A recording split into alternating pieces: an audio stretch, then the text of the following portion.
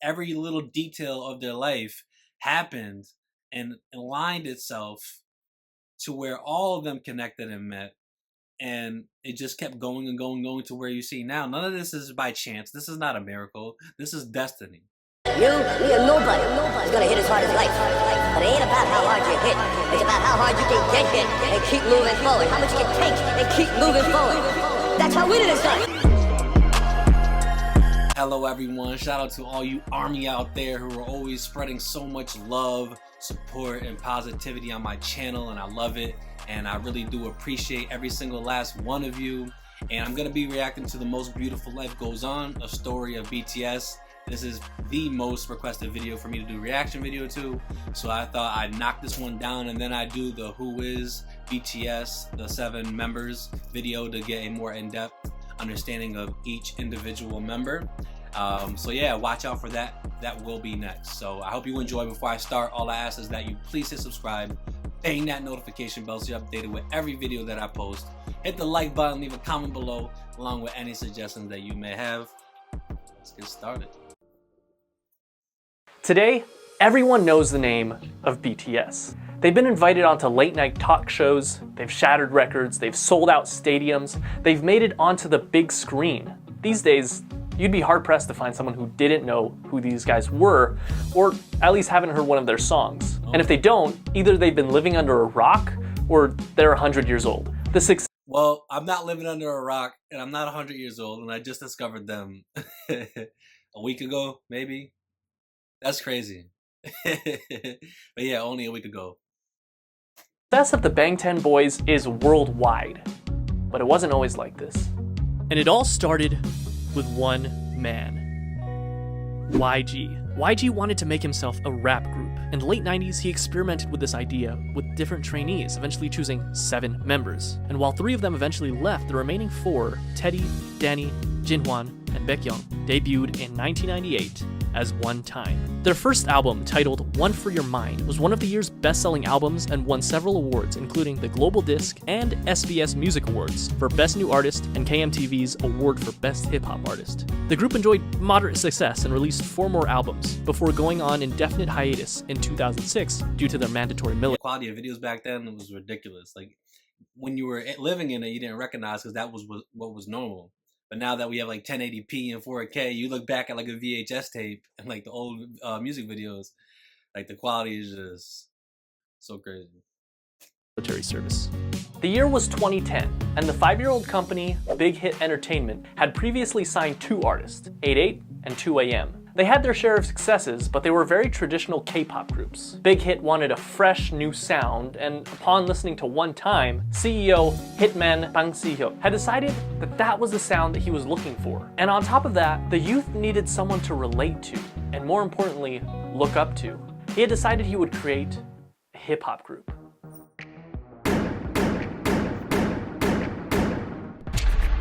At 15 years old, Kim Namjoon auditioned for a certain Big Deal Records, which he completely botched, forgetting the lyrics to the song he was performing. Afterwards, fellow rapper Sleepy recommended that he try auditioning at another label, Big Hit, and even put in a good word for him to one of the producers there. At age 16, Kim auditioned in front of Bang Si-hyuk himself, and instantly impressed him. He was offered a deal with Big Hit on the spot, which Kim accepted and became a trainee, officially choosing a name for himself, Rap Monster. It's the beat to mic drop in the back. That beat is just so fire, I love it. Destined to become the leader of the newly created group. Now that a fearless leader was chosen, they needed more members.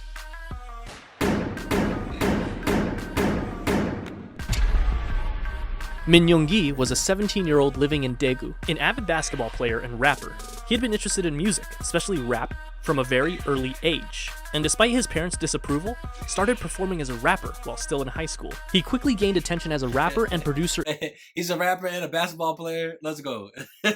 In the underground hip-hop scene. One day he saw a flyer for a rap competition called Hit It and decided to participate. And although he only placed second, the company hosting the competition, you guessed it, Big Hit, decided to sign him on as a producer. Hitman Bang spoke with him afterwards, convincing him to join a newly created hip-hop group. He told him to just focus on rapping and assured him that he wouldn't need to dance. He was lying. And just like that, the new group— That's crazy that he kind of just like was in the competition, then went from the competition to a producer, and then from the producer into like a rap group. It's just crazy how opportunities open up like that. Group had a second member, known as Suga, a combination of the first two syllables of shooting guard, his favorite position in basketball. But they wouldn't stop there. Rappers were nice, but Big Hit actually needed a dancer. Jung Ho-seok always loved dancing. He was in the starting lineup of the dance crew Neuron in his hometown, Gwangju. He was good at it too, winning several local championships and even winning a championship at the national level in 2008. When he decided to audition for JYP Entertainment though, after a few rounds of auditions, he was cut. Fortunately, he didn't give up and went to his second option, a smaller, lesser-known company, Big Hit Entertainment. His dance skills and strong understanding of rhythm made him an instant favorite, and he was signed on as J-Hope.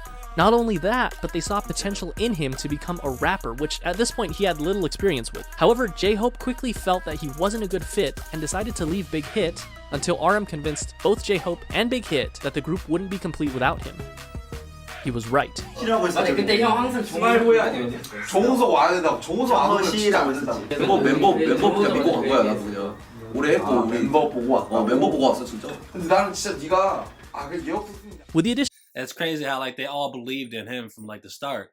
Like we can't do it without him. Like they saw his potential and they saw what he was able to bring to the table and what it would do for them as a whole, as a group. That's beautiful. of J-Hope, the rap line was complete. Now they needed some singers. Now, just like how RM, an amazing rapper with a ton of experience, was chosen as the first official member of the rap line, it would only make sense that a legendary singer and dancer would be the perfect first member of the vocal line. Right?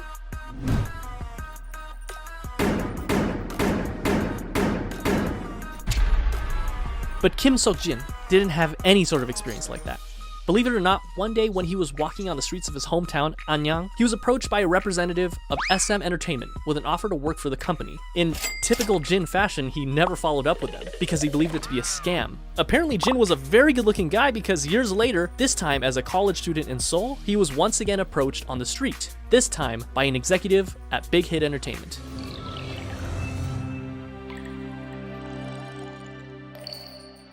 He didn't sing, he didn't dance. He was at school to become an actor, and he decided to audition to become an actor. Big Hit, however, had different plans for him, and convinced him to become a vocalist for their new group.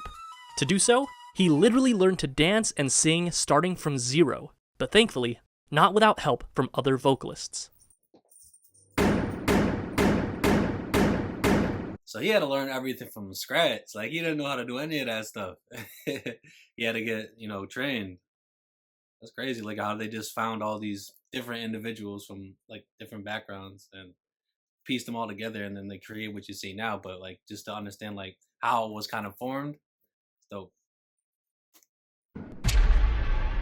Jung Jung-kook initially had dreams of becoming a badminton player when he was young, but after seeing G-Dragon perform Heartbreaker on television, it influenced him to want to become a singer instead. Because of this, at only age 14, he decided to audition for the South Korean talent show, Superstar K.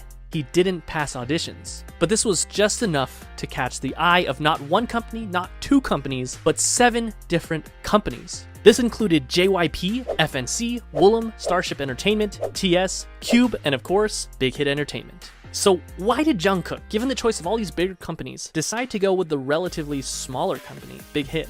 The answer was simple. Because he thought, and I quote, RM was cool, so I wanted to sign with them. That brings the number of members to 5. The next member of BTS was just as surprised to find Big Hit as Big Hit was to find him, and it almost didn't happen.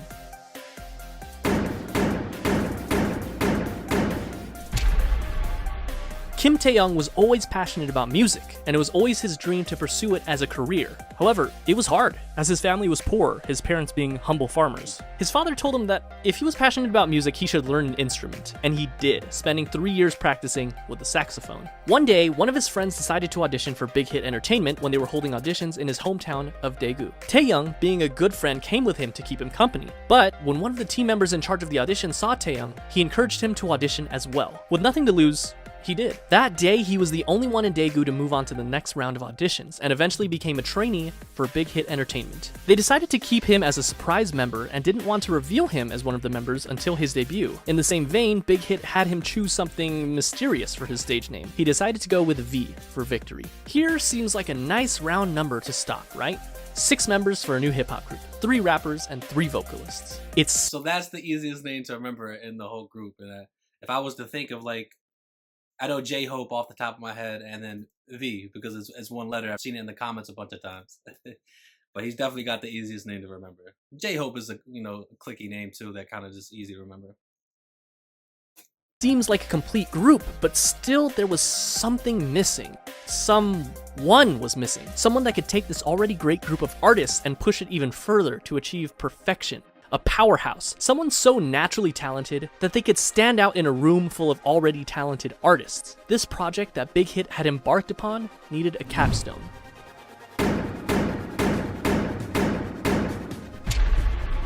Park Jimin was a naturally talented dancer. When he was in middle school, he attended a dance academy and continued to pursue dance at Busan High School of Arts, where he studied contemporary dance and was the top student in the whole modern dance department. Impressed by his raw talent, a teacher encouraged him to audition for Big Hit Entertainment, who were holding auditions in Busan. He was only 16 when he passed the audition and moved to Seoul to become a trainee. He was the final member of the group, and he also had the shortest training period. What's interesting to note is that the group feels very much ragtag because, in a sense, with the exception of Jimin, it was. RM and J-Hope only auditioned for Big Hit because they didn't pass their auditions with the first company they chose. And despite their amazing talent, Suga and Jungkook didn't win the competitions they were in, but they signed on to Big Hit after the fact because of their high quality performances. V never even planned on auditioning and just decided to do it on a whim. And they literally just found Jin on the streets, but perhaps it was fate. Because this was the group that... Right, they all came together. Like, I remember, I forget who said it, I don't remember. Please tell me in the comments who specifically said this, but I think it was in the, this is BTS introduction video where he said, I can't do this without all of them. And, I think, he's like, I think it sounds corny, but, it was fate.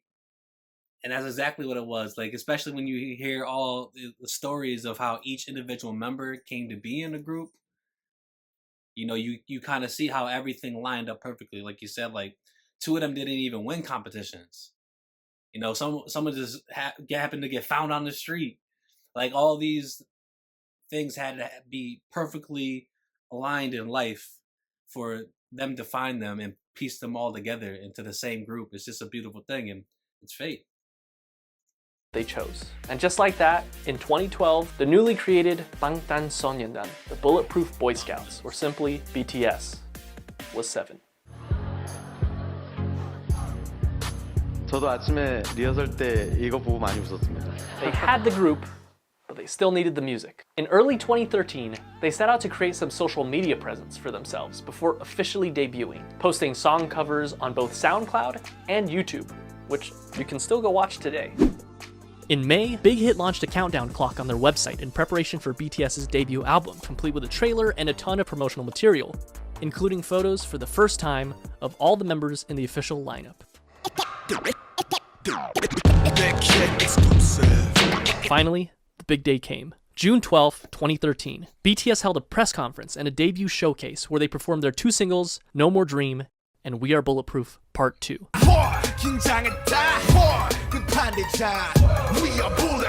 The same day, the Too Cool for School album, as well as the music video for No More Dream, were released. The very next day, BTS performed the song again on their official debut stage on Mnet's M Countdown. This was the world's first taste of BTS. Commercially, the album didn't do extraordinarily well. The lead single, No More Dream, peaked at 124 in Korea, and the album sold only 24,000 copies during its first year. Bulletproof Part 2 didn't even chart. The first year wasn't all that great for BTS, but despite everything, people saw them. People saw the sparkle in their eyes and their limitless potential. And they were hot, of course. On July 9th, ARMY was established as BTS's official fandom. They made their comeback only 2 months later in September when they released their single No, along with their EP, part 2 of what would be their school trilogy, Oh Are You Late 2. In the music video for the single, they made a commentary on the harsh Korean education system, along with their previous themes of hopes and dreams. No peaked at 92 in Korea, but also quickly fell off the charts. The album debuted at number 4 on the Gaon Weekly chart and was the 55th best-selling album in South Korea that year. This was enough to secure them the coveted New Artist of the Year award at the Melon Music Awards, the Golden Disc Awards, and the Seoul Music Awards. Part 3 of the School trilogy was released in February of 2014, the EP School Love Affair. This time, the lead single was Boy in Love. Yeah, so like they put so much work in to get to where they are. Like they didn't just like drop an album and blow up like a lot of artists, you know, are fortunate enough to, you know, have that happen to them.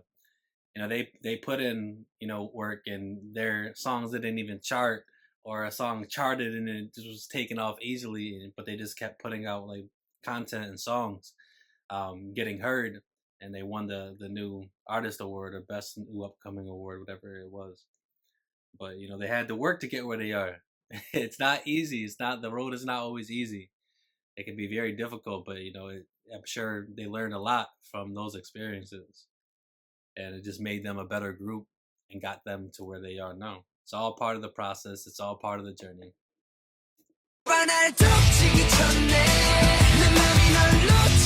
And the other single being Just One Day.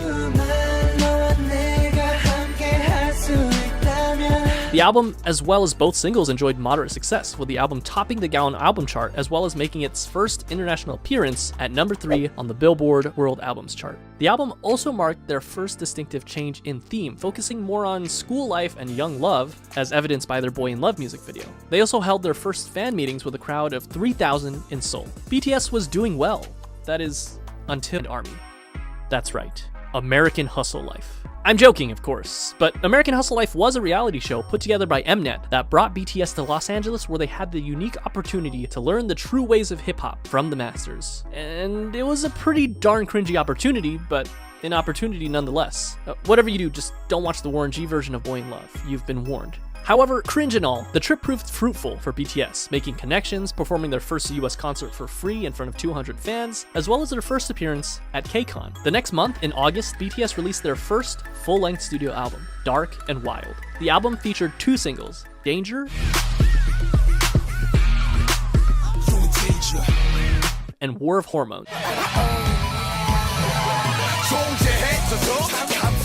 The album featured a marked shift in sound with a touch of R&B and electronica. It was met with moderate success. It peaked at number 2 in Korea, selling over 200,000 albums. In October and again in May of the... Curious, what is platinum in South Korea? Like in the United States, platinum is 1 million copies sold. So how many copies do you have to sell to get platinum in South Korea, and how many copies do you have to sell to get gold? Following year, BTS went on their first and second concert tours, known as the Red Bullet Tour, where they visited 13 different countries, including Japan, the Philippines, Australia, the US, Mexico, and many others. They also came out with their first Japanese album in December, Wake Up, featuring many Japanese versions of their songs, as well as original tracks Wake Up and The Stars, followed by a Japan tour and a solo concert in Korea.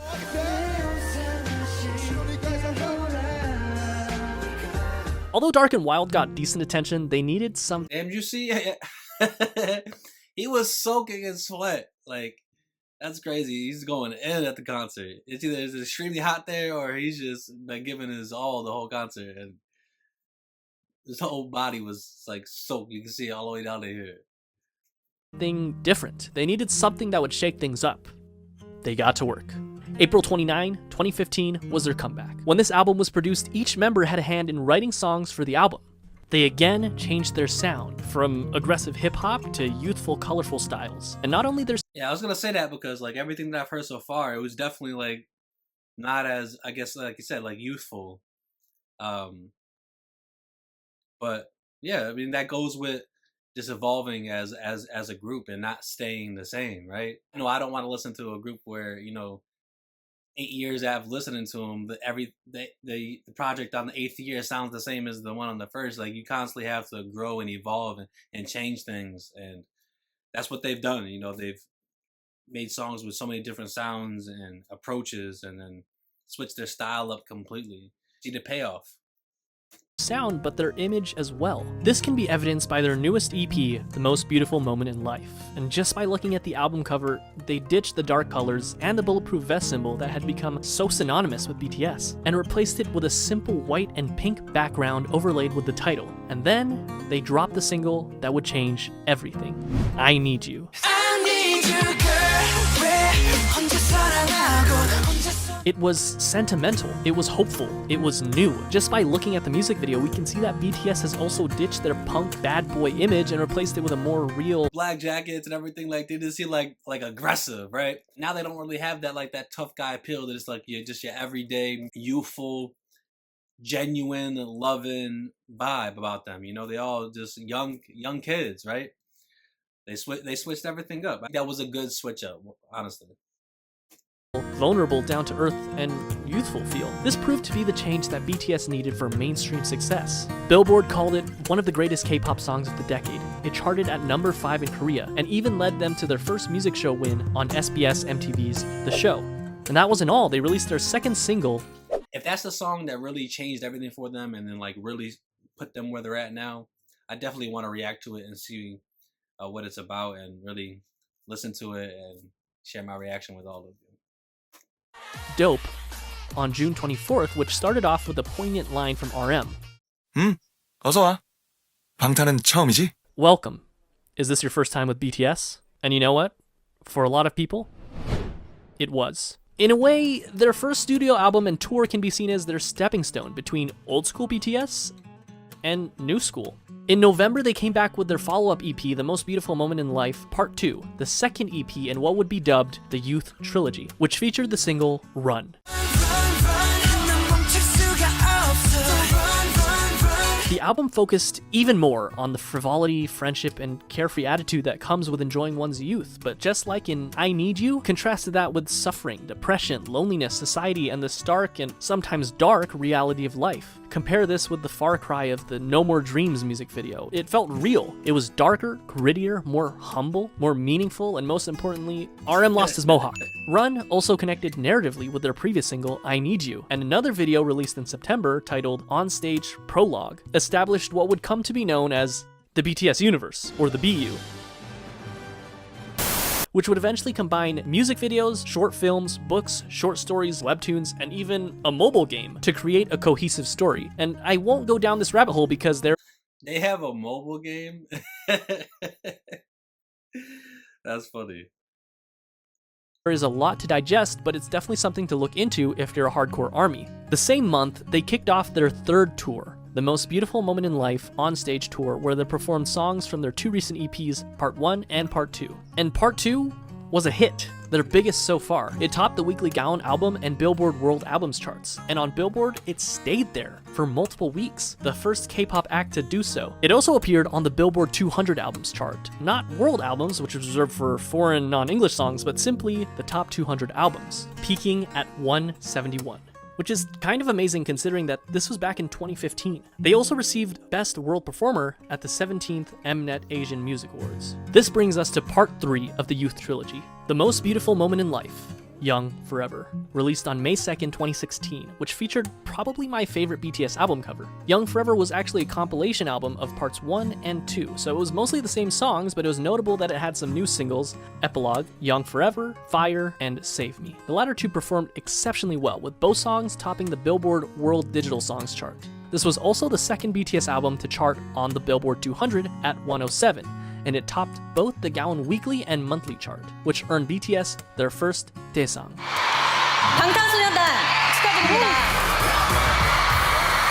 Because the crowd's going crazy. You can tell there's just so many people in that crowd that are happy for them, to see them to earn that. That's beautiful. Album of the Year at the 8th Melon Music Awards. They went on to do the second half of their tour, The Most Beautiful Moment in Life On Stage Epilogue, selling out many of their concerts and even selling out KCON in the US where they headlined the event. In September, they dropped their second Japanese album, Youth, featuring Japanese versions of tracks from their previous 3 EPs, which went gold and peaked at number 1 on Japanese charts. And only a month later, in October of 2016, it happened. BTS dropped their second studio album, Wings. It sold over 500,000 copies in its first week. In comparison, The Most Beautiful Moment in Life Part 1, released just the previous year, which topped the Gaon chart, sold about 500,000 in its entire lifetime. Right. That's growth. That's you putting in hard work and reaching people. Because if you sell 500,000 of an album, like you said, and it's like lifetime, and then you sell 500,000 of an album in the first week, that's a statement of how much of a fan base you've built. That's awesome. Wings was big, but the true showstopper was its lead single, Blood, Sweat, and Tears, which got them their first all-kill, topping 8 music charts in South Korea. Its music video gained 6 million views in the first 24 hours, which broke the YouTube record for the highest number of views of a K-pop group music video within 24 hours. The album hit number 26 on the Billboard 200, the highest ever charting K-pop album on Billboard. They ended up selling 1.5 million copies in South Korea in 2016 alone, and it netted them the Artist of the Year award at the Mnet Asian Music Awards that same year, the first non-Big 3 artist ever to receive that award. 수상자는 방탄소년단.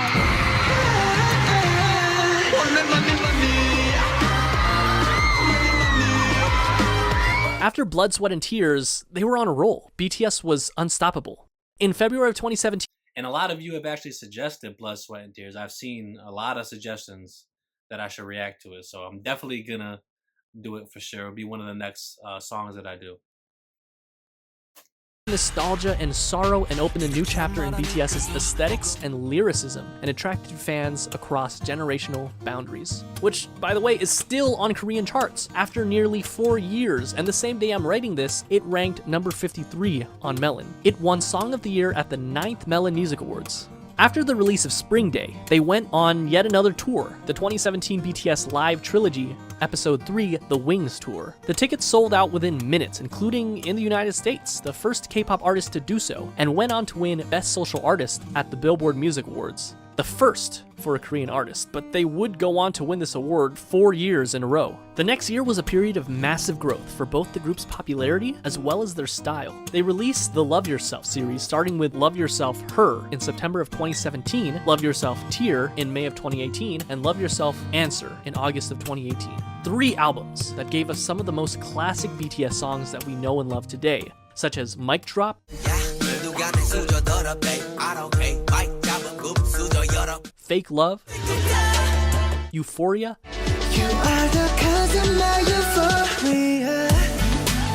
Idol. I've seen all these songs in the comments, all of you suggesting them to me. So to hear kind of like bits and pieces just makes me even more excited to react to them than I already was. And of course,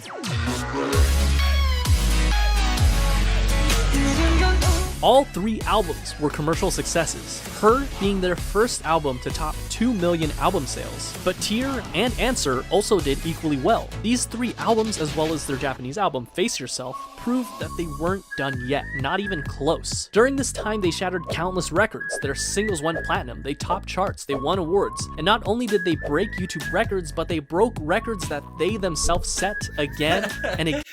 They're so successful that whenever they put something out, they're just breaking their own records. The period where BTS really started enjoying global recognition, working with huge Western artists such as Nicki Minaj, Designer, and Steve Aoki. It wasn't their first time having international features on their songs, but it was definitely the biggest. And even though they were already, without a doubt, the biggest act to ever come out of South Korea, they had their eyes set even higher. They went on tour once again for the Love Yourself World Tour. During this tour, they collaborated with Steve Aoki to make the song Wasted on Me.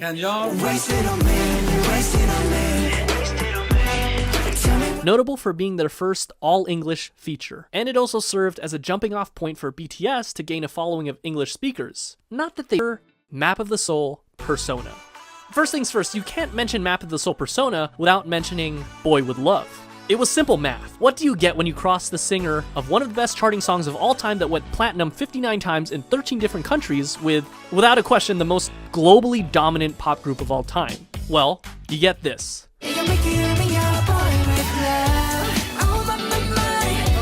nothing less than an instant hit. Number 8 on Billboard Hot 100, platinum in the US, 21 music show wins, number 1 on iTunes in 67 different countries, the most liked and the most viewed YouTube video in the first 24 hours, the fastest video to reach 100 million views, a current view count of over 1 billion views, 7 boys, 1 girl, and 7 different hair colors. They were the talk of the town, invited to talk show after talk show after talk show. The second single on the album was Make It Right. Oh, I can make it right. Written by Ed Sheeran himself, including a version featuring Lauv. The album debuted at number 1 on Gaon and sold 3.2 million copies its first month, and that's only in Korea. It became the best-selling album in South Korea ever. It swept every major Korean music show, winning Album of the Year in each one of them. They followed up this legendary EP with the Love Yourself, Speak Yourself World Tour, where they sold out both the Rose Bowl and the Wembley Stadium in only an hour, the only non-English speaking act to do so. They even performed as a solo act in Saudi Arabia, the first foreign act to do that. The last stop of their tour was at South Korea's largest venue, the Seoul Olympic Stadium. They ended up grossing $200 million. During this time, they also created a visual novel style game for mobile devices called BTS World, where the player can interact with the members. This also came with an original soundtrack with tracks unique to the game featuring Western artists, Zara Larsson, Charlie XCX, and Juice WRLD for the tracks A Brand. That's different. Like, they created an app where like the fans can interact with the specific members of the group. I ain't never heard of nothing like that. That sounds like revolutionary, like as far as like fans being able to connect with the artist. That's different. I've never heard of that. New Day, Dream Glow, and All Night, respectively. In December of 2019, the group swept the grand prizes for both the Melon and Mnet Music Award shows, the first artist to do that. Map of the Soul persona was legendary, truly a marvel in modern music. So, how could BTS follow up the best-selling album in South Korean history, you may ask? Easy. Make an even better-selling album. And that's what they did with Map of the Soul 7. Singles Black Swan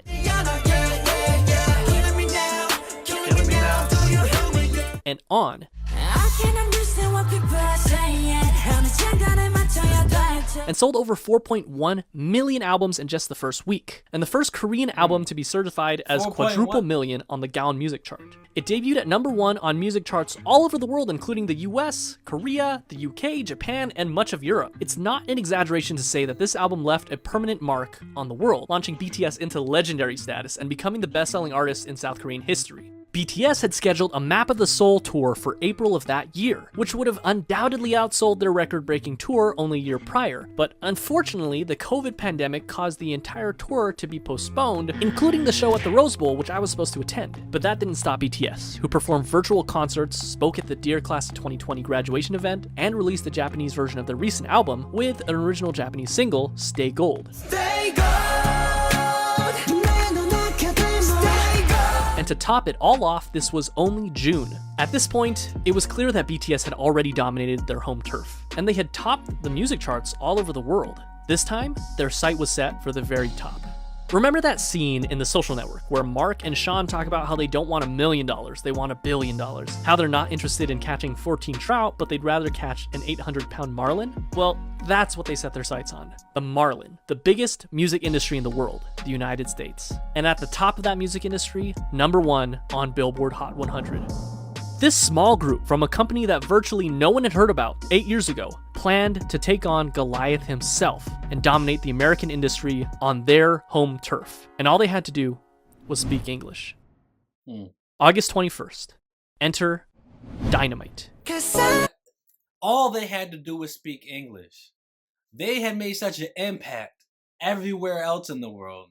Only place left for them was the United States, the biggest place for music in the world. And like you said, all they had to do was speak English. They put out one English song. They put out Dynamite, an all English song, and immediately becomes number 1. That is something extraordinary and special. That it's just crazy. Like, again, like that was my first time hearing of them, was the live performance of that song. And I listened to the music video, and that kind of started my whole BTS journey. So it's true that that's all they had to do to reach the next level and to take over the world was to speak English songs. Because look, it's just, I'm sure I'm not the only American that, is my first time hearing them because of Dynamite. So let's go. Their first and only English single so far simultaneously performed better than anyone had expected, but at the same time is exactly what we as an audience had come to expect from the legendary boy band themselves. And they did it. They reached #1 on the US Billboard Hot 100, the Global 200, and the Global Excluding US chart, and they made sure that if you hadn't heard of them before, you definitely have now. And if that wasn't already the biggest flex, on October 2nd, they came out with Savage Love BTS Remix with Jason Derulo, getting #1 on the Billboard Hot 100 again, less than 2 months after already getting it #1 with Dynamite, and on the Global 200, where they actually replaced themselves at #1, the first artist to do so ever. So what makes BTS so special? How did they achieve all this? K-pop is a genre that spans for at least 30 years, and there have been hundreds of boy groups and hundreds of girl groups. What did BTS do to rise above all of them and break? They're being themselves. That's what got them to where they are. That's what is different about them from everybody else. And that's why I can't stress enough. I always just try to encourage people to love themselves and be themselves, because when you be yourself, you free yourself. And what makes you different from everybody else is you. So many people tend to want to fit in and be like everyone else, when the thing that makes you different from everybody else is you. Just you being you. And that's what they are. That's what they bring to the table, different from all these hundreds of boy K-pop groups and girl K-pop groups over the last 30 years, is that they're themselves, and there's never been anybody like them. So you see the impact of what being yourself can do. I'm sure they empower and inspire so many people to do that for themselves. Through to markets never before seen. Historically, the boy band industry has been dominated by white English-speaking bands. And the fact that BTS has not only held their own, but blew any sign of competition out of the water on a global scale can be attributed to nothing less than their talent, hard work, and a bit of a 1 in a million miracle. They did it through their own blood, sweat, and tears, so to speak. It's not a miracle. Like, I don't agree with that at all. Definitely with the whole hard work and everything like that, but it's not a miracle. Like, this is fate. This is what they were meant to do. They were put on this earth and they lived their separate lives. Every little detail of their life happened and aligned itself to where all of them connected and met. And it just kept going and going to where you see now. None of this is by chance. This is not a miracle. This is destiny. In the world, we see that boy bands have pretty much fallen into obscurity, but BTS is thriving. And though I've stated this all before, it's worth saying again, in contrast to other bands who would sing about romantic relationships with girls and what some would call predictable bubblegum pop tunes, BTS is continuously pushing the envelope and changing their styles. According to an article by Vulture.com, they describe this style as much less a successor of the Backstreet Boys and more of the successors of Michael Jackson, whose choreography and charisma were unprecedented. While of course there's a lot of love for the angelic vocals of BTS, rap has also played a very important part in creating their own style. In stark contrast to the typical boy band where every member sings, it's so refreshing when you're in the middle of a song and you hear RM's raw rapping skills, J-Hope's energy, or Suga's soul put into every single line. Interestingly enough, I remember my first time hearing them just come out with a rap in the middle of a song. Like you said, that's how it feels. Like, it's refreshing, because they're all singing. That's what you're getting used to when you listen to a song, and then out of nowhere to hit you with a rap. It just changes the whole feel of the song, and yeah, it's a good feel to the song. First glance, it seems that the success of BTS was miraculous, despite not being part of the Big Three, but it can also be argued that their success was because of their separation from the Big Three. Their label, Big Hit Entertainment, whose founder emphasizes artistic freedom more than anything else, allowed them to make their own sound. And going back to BTS universe, it's not often that a K-pop group does something special with each of their songs and albums, utilizing strong storytelling that can go beyond simply the song itself, but rather interconnected with other songs and even other albums to create one large overarching story. And not only do they all have their own expertise and performance, but also each of them have had the experience of writing and producing their own music, and they're not afraid to let their style evolve over time. BTS during their debut is such a far cry from Wings era BTS and current day BTS. They also chose to tackle tackle more adult issues instead of simply love and girls. While they definitely didn't have a shortage of those, they also cover other very important issues such as mental health, regret, following your dreams, hard work, self-love, and many, many, many others. Add that to the fact that as fans, we can feel the authenticity of the members themselves. They seem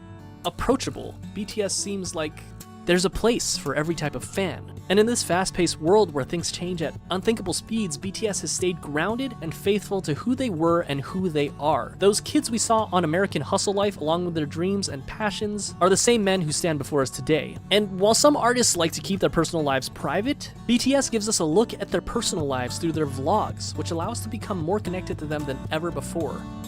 What is truly amazing is that, with the exception of just one single, they're doing this all while singing in their native tongue, Korean. Their music holds so much power that it literally breaks through the barriers of language. And no, they're not done yet. Today, November 20th, they're releasing their 5th studio album, B. Their singles on the album, Dynamite and Life Goes On. And chances are, life will go on for BTS. And chances are they'll continue to break even more records.